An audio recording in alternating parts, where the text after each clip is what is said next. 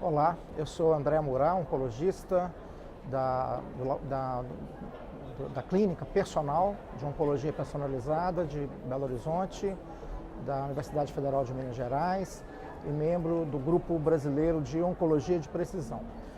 Hoje, especificamente, nós vamos falar sobre 5 estudos, 5 trabalhos originais que foram apresentados na sessão de pesquisa translacional, especificamente sobre temas de biópsia líquida, estudos de biópsia líquida, do Congresso da ESMO 2018.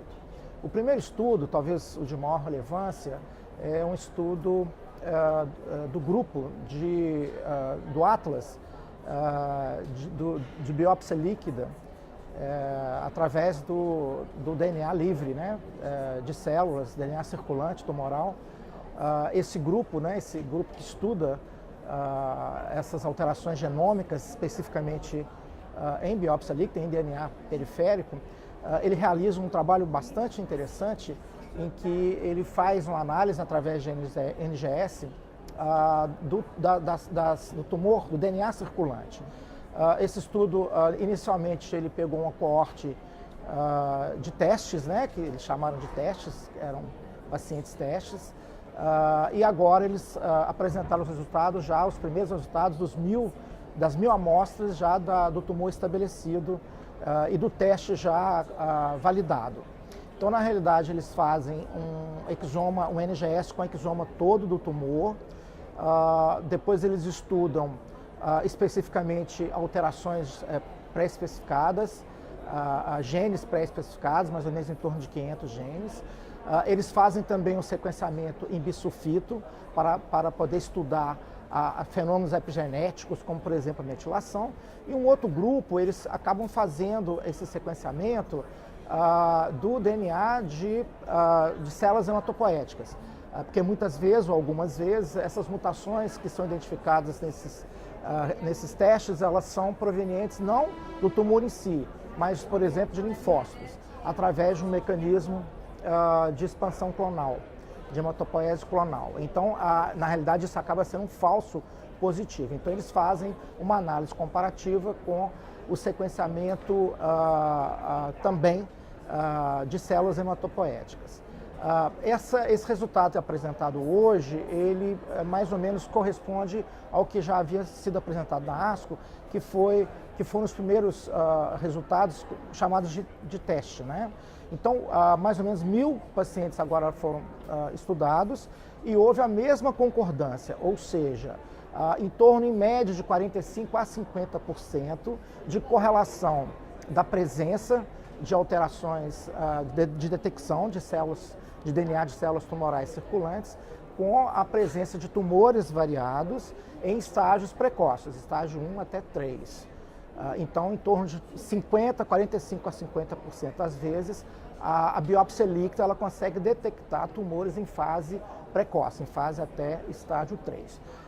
Qual que é a aplicação prática disso? Na realidade, é tentar detectar, fazer um rastreamento populacional no futuro com biópsia líquida. A gente sabe que existem tumores agressivos, por exemplo, tumor de vias biliares, e para os quais não existe um rastreamento específico. Então, eventualmente, poderia se identificar esses pacientes com doença precoce, rastreando uma população, por exemplo, com a biópsia líquida, ao invés de exames que não são aplicados, né? Por exemplo, vias biliares, por exemplo, tumores hepáticos, etc. Não há um rastreamento identificado ou, na prática, adotado, né? Pelo menos do ponto de vista populacional. Então, a biópsia líquida poderia ser uma alternativa de rastreamento para esses tumores. Obviamente, nós aguardamos o amadurecimento desses dados. O segundo estudo apresentado é um estudo belga, muito interessante, em que, ao contrário do primeiro que eu mencionei, da doutora Liu, né, do grupo da Mayo Clinic, em que o DNA tumoral ele era sequenciado para se encontrarem alterações intragenômicas, né, mutações, inserções, deleções intragênicas. Esse trabalho belga, eles avaliaram pessoas idosas, teoricamente saudáveis, elas foram rastreadas com a análise do DNA circulante sequenciais, só que ao invés de estudarem alterações intragênicas, eles estudaram alterações de cópias, ganhos ou perdas de cópias cromossômicas. A gente sabe que normalmente esse fenômeno ocorre principalmente no início, né, do desenvolvimento de tumores hematológicos, linfomas, leucemias, mielodisplasias, etc. Então, esses idosos foram avaliados com biópsias líquidas seriadas e se estudou, então, a presença ou não dessas alterações, desses ganhos ou perdas de cópias cromossômicas. E interessante que eles já avaliaram uma coorte de 1.000 idosos e 3% desses idosos eles detectaram essas alterações e houve uma correlação com o diagnóstico de alguma neoplasia hematológica, especialmente linfomas, Hodgkin, não-Hodgkin, mielodisplasias, eventualmente algumas leucemias crônicas. Na realidade, quando eles detectaram essas alterações, eles fizeram uma técnica, né, de ressonância de corpo inteiro para a detecção da doença e eles conseguiram, então, demonstrar em 3% dessas situações uma correlação com o início, né, com um diagnóstico precoce dessas doenças hematológicas. Obviamente, esse estudo precisa ser reproduzido, né, mas já é um indício bastante interessante de como a biópsia líquida pode ser usada como um método de rastreamento para a detecção precoce tanto de tumores sólidos quanto de tumores hematológicos. O terceiro estudo apresentado é um estudo muito interessante no grupo de Salt Lake City, em parceria com a Foundation Medicine, em que se estudaram pacientes portadoras de alterações, de mutações dos genes BRCA1 e BRCA2, mas através do sequenciamento completo, né, do sequenciamento de todo o genoma, como por exemplo é feito, né, através do teste da Foundation, a ideia era detectar não somente alterações intragênicas dos genes BRCA1 e BRCA2, mutações intrínsecas, né, desses genes BRCA1 e BRCA2, mas também se procurou detectar alterações como, por exemplo, perda de heterozigose, ganho do número de cópias ou perda do número de cópias, alterações bialélicas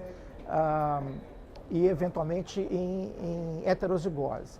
Então, tudo isso, na realidade, torna esses tumores igualmente sensíveis ou passíveis de sensibilidade aos inibidores de PARP, como, por exemplo, o olaparib, como, por exemplo, o rucaparib, etc. Então, essa informação é muito importante. Então, normalmente, quando você faz o teste germinativo, você acaba identificando alterações, mutações específicas intragênicas de BRCA1 e BRCA2. A gente sabe que a deficiência do sistema de recombinação homóloga, muitas vezes ela ocorre não exatamente por uma mutação intragênica, mas por alterações, por exemplo, grandes duplicações, grandes deleções, mas principalmente perda de heterozigose.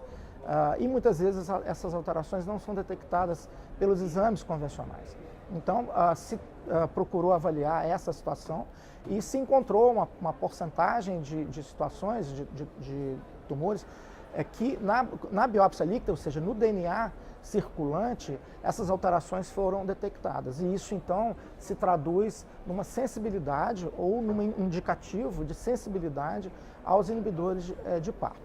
A ideia é que isso ocorra preferencialmente com tumores de mama e ovário, mas, eventualmente, outros tumores podem ter essa característica. Por exemplo, tumor de pâncreas, por exemplo, tumor de próstata, ou até mesmo outros tumores. Por exemplo, tumores de pulmão, eventualmente tumores do trato digestivo. A ideia, então, que futuramente, caso se comprove que também para esses outros tumores, essas alterações não intragênicas dos genes BRCA1 e BRCA2 são indicativos de sensibilidade a inibidores de PARP, essa tecnologia poderia se estender também para esses outros tumores. E a vantagem é que é um método não invasivo, ou seja, você detecta através do DNA tumoral circulante. O quarto estudo, também bastante interessante, é um estudo australiano em que eles utilizaram a biópsia líquida, ou seja, a detecção de DNA tumoral circulante através de não de NGS, mas de uma tecnologia chamada de PCR digital em gotas. Essa tecnologia ela traz bastante sensibilidade para o método e eles estudaram especificamente pacientes portadores de melanoma que foram submetidos à ressecção, basicamente estádios 2 e 3, e que eventualmente receberam ou não uma terapia adjuvante, ou com inibidor de BRAF ou com imunoterapia. O que eles fizeram? Eles fizeram uma avaliação da presença, né, de DNA tumoral circulante, normalmente pesquisando especificamente mutações BRAF e NRAF, basal, né, eles fizeram uma avaliação basal e uma avaliação pós-operatória, mais ou menos em torno de 3 semanas depois da cirurgia. E eles então correlacionaram a presença, né, de DNA tumoral circulante basal e pós-operatório com um mau prognóstico, né, independentemente dos pacientes terem sido tratados com adjuvância ou não. E eles, em 100 mais ou menos pacientes avaliados, eles mostraram uma boa correlação entre tanto a presença de DNA tumoral circulante basal, quanto ali mais ou menos 3 semanas após a cirurgia, com um mau prognóstico desses pacientes. Então, eles praticamente eles passam a oferecer para a comunidade científica, a comunidade médica, um outro marcador, um outro biomarcador de prognóstico, ou de mau prognóstico em melanoma, que eventualmente pode futuramente ser usado para indicação de tratamento adjuvante, quer seja ele com drogas anti-BRAF ou tratamento com imunoterapia. O quinto e último trabalho também é um trabalho muito interessante, é um estudo chamado Magic One, um estudo italiano, pelo grupo de investigadores italianos, e esse estudo basicamente, ele também trabalhou com biópsia líquida, utilizando a tecnologia de PCR digital em gotas, que é uma tecnologia que traz bastante sensibilidade, e é uma técnica de fácil execução e de leitura rápida, porque não precisa de bioinformática para análise do resultado. E o que eles fizeram? Eles estudaram especificamente a mutação de KRAS em pacientes com câncer de pulmão avançado, que foram tratados com ou quimioterapia ou imunoterapia. A gente sabe que a mutação KRAS ela está presente aproximadamente 30%, 25% a 30%, ou seja, ela é bastante frequente em tumores de células não pequenas e ela praticamente exclui outras mutações que são alvos terapêuticos, como por exemplo GFR, como ALK, como ROS, que obviamente foram excluídos desse estudo, até porque esse estudo trabalhou com tumores com mutação de KRAS. O KRAS seria então o biomarcador. Então o que eles fizeram? Eles fizeram uma avaliação basal desse KRAS e posteriormente, depois do tratamento instituído, quer seja ele químio ou imunoterapia, eles repetiam essa avaliação a cada 4 semanas e avaliavam o desaparecimento, ou seja, a remissão molecular ou a persistência da presença dessa mutação KRAS no DNA tumoral circulante, ou eventualmente até a progressão, né? Inclusive, eles conseguiram identificar uma hiperprogressão em um paciente recebendo imunoterapia. Houve um crescimento rápido da fração alélica da mutação de KRAS em um paciente que estava tomando imunoterapia. Isso foi confirmado com a imagem. A imagem detectou a progressão rápida desse tumor. E houve uma boa correlação, era um N pequeno, em torno de 160 pacientes, mas houve uma correlação muito boa do desaparecimento, do clareamento do CARRAS, da biópsia líquida, com a resposta imaginológica que foi obtida, né, foi verificada através do PET-CT. Então, houve uma boa correlação tanto da resposta, ou seja, houve precocemente um clareamento, uma remissão molecular através da avaliação da presença, né, de mutação CARRAS em DNA periférico.